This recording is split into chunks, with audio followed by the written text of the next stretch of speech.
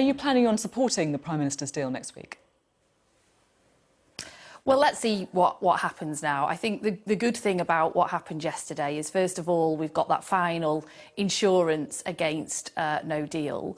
And we've also now going to see this proposal go straight into bill committee stage, where we can test out and have our final chance to shape Brexit over the coming days. Because I think the other thing that was clear about yesterday is that this deal is now likely to pass. So the coming days, the coming couple of weeks really, are our final chance to shape Brexit, to lay down different amendments. There'll be some colleagues who want to lay down an amendment for a second referendum. Others will want to look at that future relationship and try and shape that. Others will want to lay amendments toughening up the workers' rights and environmental protections that my colleagues Caroline Flint and Melanie On got into this agreement. So let's see what comes out the other side now, and that's what we've got to do over the next few days. So I noticed you slightly sidestepped the question about whether or not you're going to be voting for the deal when it comes back. Is that because you're still making your mind up?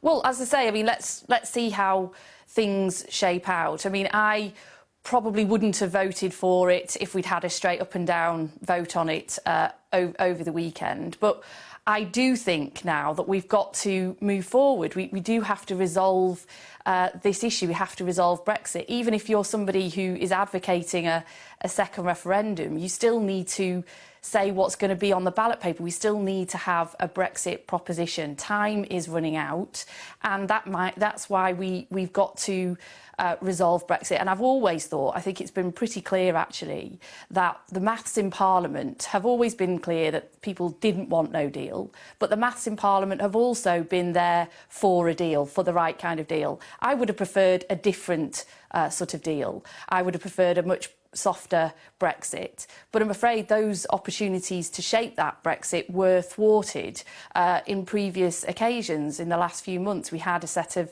indicative votes on lots of versions of Brexit. We had cross-party talks. And unfortunately, those on the extremes of this debate on both sides have thwarted those efforts. So now we're kind of left with, some various suboptimal options here, and we have to make a judgment about what the right thing to do is. So I think it's probably now boiling down to a Brexit of this deal versus a general election. And I would really worry about a general election when we haven't actually left the EU. I worry about what that would do to the Labour Party and the Labour communities that we represent, many of whom voted to leave and who are really angry that we've not actually respected the outcome of that referendum so far.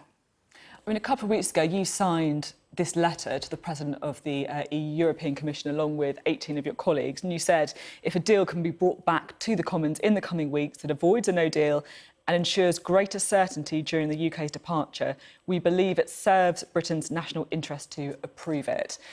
I just wonder why, if you believe what's in the letter, you would even consider not backing the deal, because it does take no deal off the table, doesn't it? And do you think that some of your Labour colleagues are at risk of, leading us up the hill a bit, hinting that you want to back a Brexit deal, but then edging away at the last minute?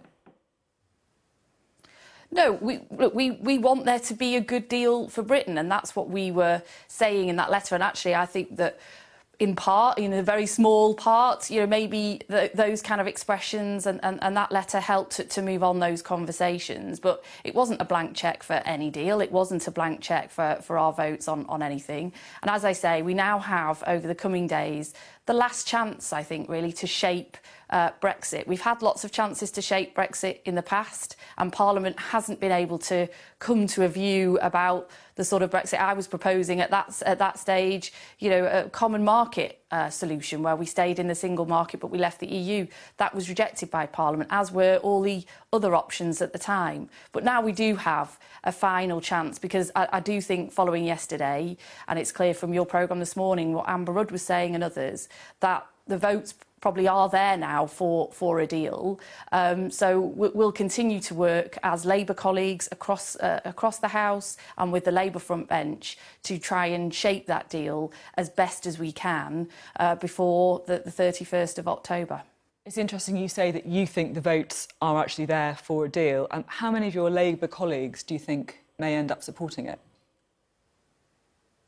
Well, I don't know. That will be up to those Labour colleagues. But what I would say is that I found some of the attacks on Labour colleagues, some of the vilification of Labour colleagues to be absolutely appalling. You know, we're talking about many Labour colleagues, Labour constituencies, actually not like mine. My seat voted Remain, but many Labour seats where the vast majority of their constituents voted to leave, and colleagues are trying to grapple with these very difficult issues. They're trying to respect the outcome of that referendum. They're trying to respect the views of their constituents, respect the views of their communities, and they're vilified for doing so. And I think that's something that's got really wrong in our politics. I mean, it shouldn't be an extreme position, should it, to say, look, we had a referendum, the result was something that I didn't campaign for, that many of us in the Labour Party didn't campaign for, but the result was what it was, which was a huge turnout, and people voted to leave the EU. And we have to try and respect that. And, you know, I'm talking to you here from Manchester, which is the home of the Labour movement in many ways, where the Peterloo massacre that we've just marked recently took place, where the Chartist movement, the trade union movement, the cooperative movement, in fact, the first meeting of the Labour Party was held. And what was that about? It was about giving voice, giving power, giving representation to working people in Parliament and in government.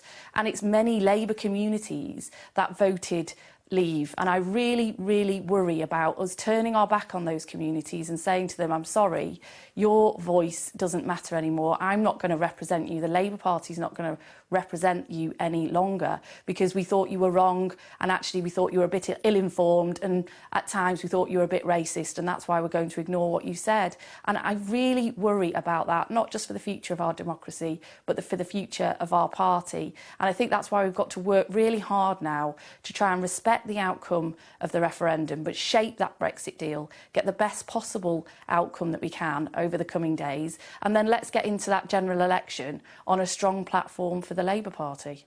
Just to clarify, when you're talking about the abuse that some of your colleagues have faced, where is this abuse coming from? Is it coming from within the Labour Party?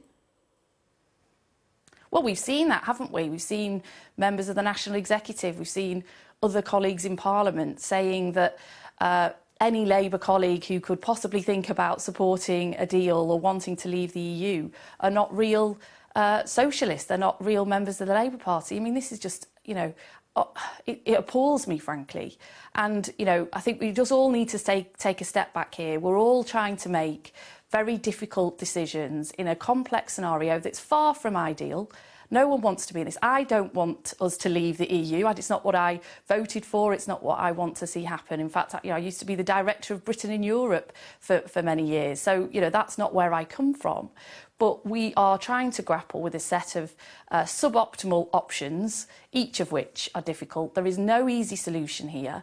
Even a second referendum, which, I don't think there still are the votes in Parliament. That's why it wasn't put to Parliament yesterday. Even on the day of the march, the vote wasn't put to Parliament because those advocating a second referendum know the numbers aren't there. So there's no easy path here out of the situation that we're in. And that's why it requires compromise. It requires us all coming together. And most of all, it requires us all to respect each other's opinions, respect each other's communities and each other's situation, and respect the fact that we're all coming at this with the right values and with the future of the country and the future of our party at the fore.